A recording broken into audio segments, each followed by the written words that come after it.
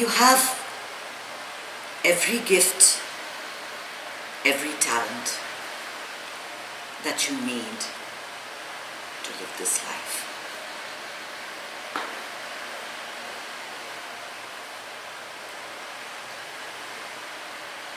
Right now,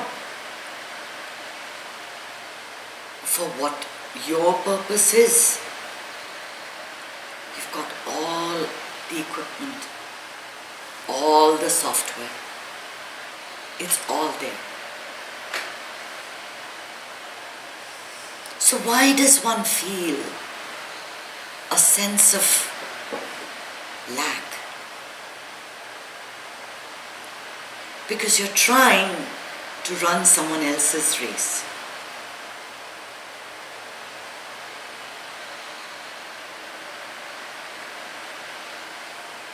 I am a writer, and I write the genre of books that I do, and I cannot get the success that someone else gets writing in another genre.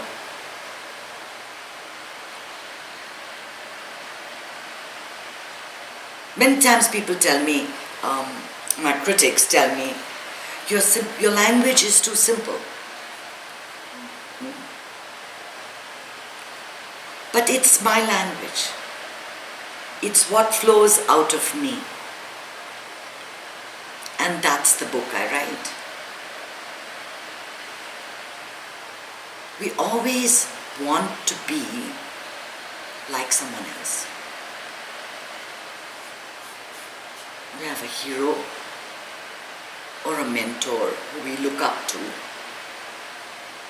And we try to live up to some standard that they seem to have set. So they may be good at something, but you're good at something else. But that is never enough. I cook really well, but she's an accountant. Maybe I should go back to school and start studying accounting. And that's what makes most people unhappy. The workplace especially. You bring a certain talent to your job that only you can bring. And you cannot be like your aggressive supervisor. You cannot do the math or work the Excel spreadsheets like him.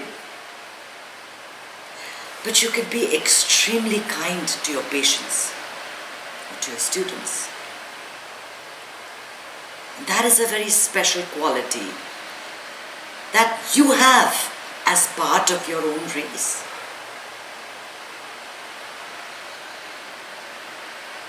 But still, you feel an inadequacy. Like, I'm not good enough. I'm not good enough.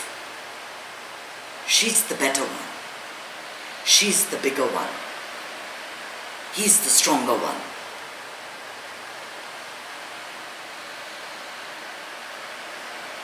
Thing is, we really don't know what that person's race looks like. In all probability, that person is coveting something else. Someone else. Just not satisfied with what they have. And if you want something badly enough, you admire a quality or you want to be like something, like, you want to get a degree in marketing or a degree in accounting or learn how to make pottery or beads or, train for a marathon, there's nothing that stops you. You can run that marathon and come 719th. It's still your race. And you have to finish it. You have to see things through. You have to be satisfied with what you have. That's the first place. That's where you start. Just saying, yes, this is it. This is what I have. This is who I am. But each day, each and every day, it's important to push the bar a little bit. To test and see what you're capable of. You don't know. You have no idea what you can do unless you try it out. But we don't want to try anything different, anything new, because we're really comfortable with this life and we think it's working out well and we think that, that they're the smart ones, they can do that, they can run a business, they can earn the money. It's not for me. I tell you, your biggest enemy is your own doubting mind. You don't believe you can do anything better. You don't believe that you deserve better. If you focused on what really makes you happy or what you really need in your life, it will happen. The amount of attention you give to anything allows it to grow. So if I just exercised my right arm, did biceps like that for 15 hours a day, it would be like that, nice and big. I'd have 19-inch biceps. And if I chose to do it in one arm, I'd have it on one arm and not on the other. Ideas and thoughts are like that. All thoughts have weight. So which thoughts are you listening to? The ones that tell you you can do this? Or the ones that tell you, she's better, he's better, not for me? If you put a penny in a jar for every time you doubt yourself, you'd be very wealthy. You should try that. We limit ourselves by our own minds. You can do whatever you want. Anything is possible. And you should never feel that you don't have the capacity or the capability to do it. If you did not have the capability to do it, the dream would not have arisen in your heart. If the divine has implanted a thought, a seed, there's a reason for it. Every seed flowers. Unless, of course, you ignore the seed and just forget all about it and don't water it and don't do anything about it, and it's just going to die.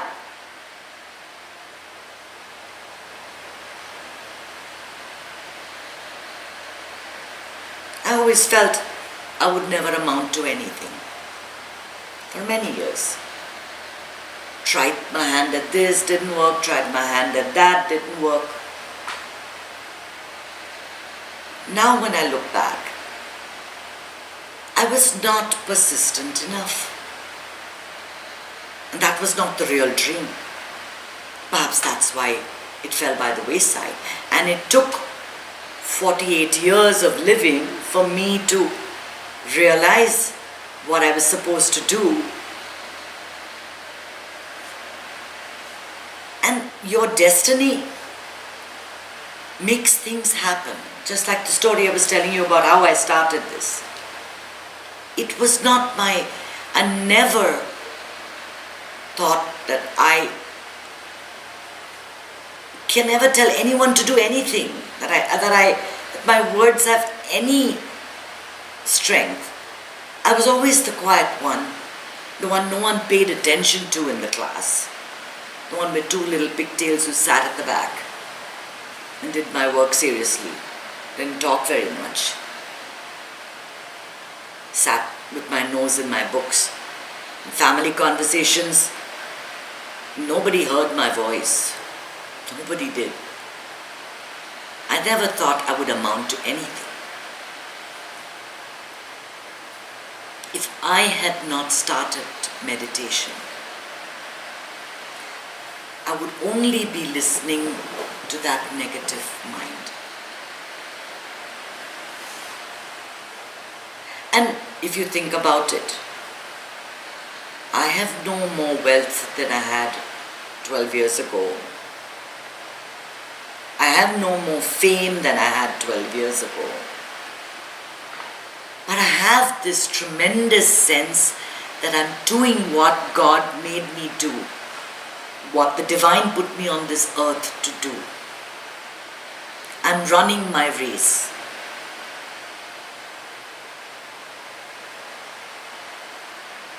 And I'm not in competition with anything or anyone.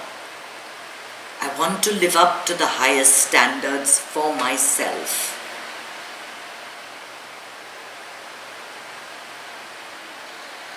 You have to allow the divine forces to enter, the consciousness to enter. What blocks it? If you imagined yourself for a minute, you know how we do the meditation when we are just hollow tubes, with blood running, and you know when we do the yoga nidra meditation. You are so porous, even the skin has got holes in it. Your lungs are just airbags. Your organs are just filled with air pockets. The consciousness can flow in at all times. But we block it by the quality of our thoughts. We don't allow it to enter and do its work. Because if you are in touch with your consciousness, you will always do the right thing. If you lose your path, it means for that moment or for that period of time, you've lost touch with consciousness.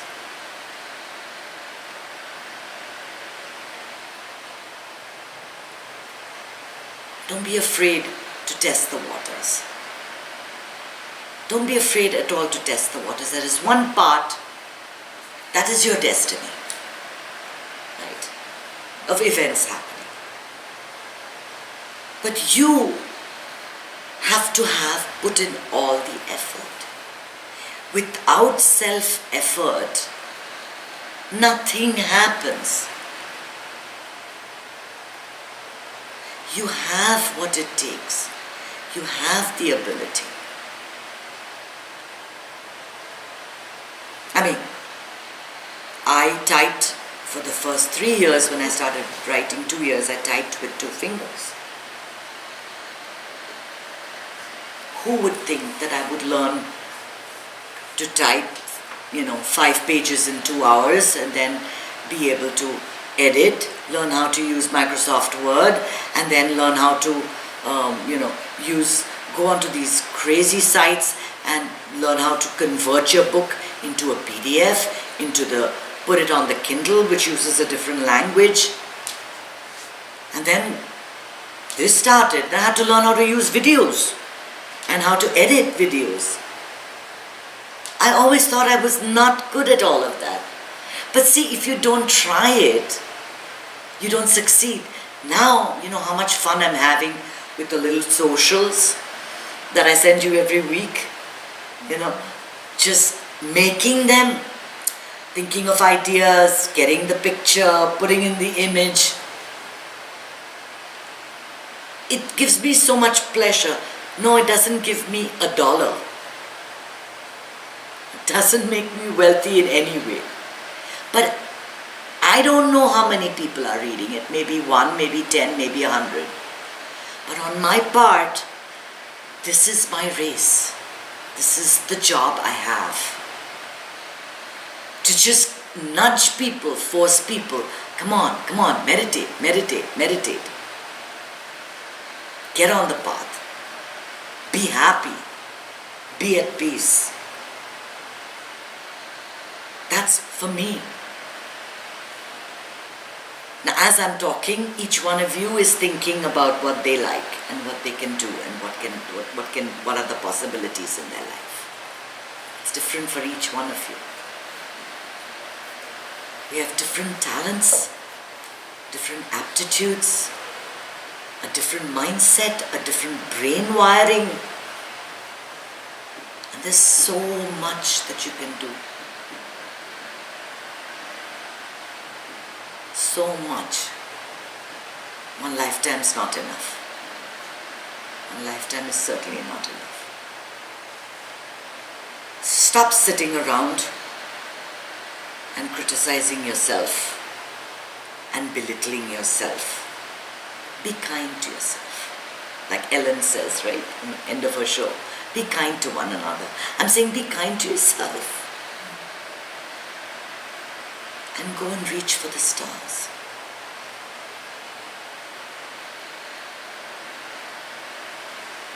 Always remember, you're running your own race. There's nobody else running next to you, with you, behind you, ahead of you. Whatever they're doing, they're doing. Your race is your own. And you have to get to the finish. Oh,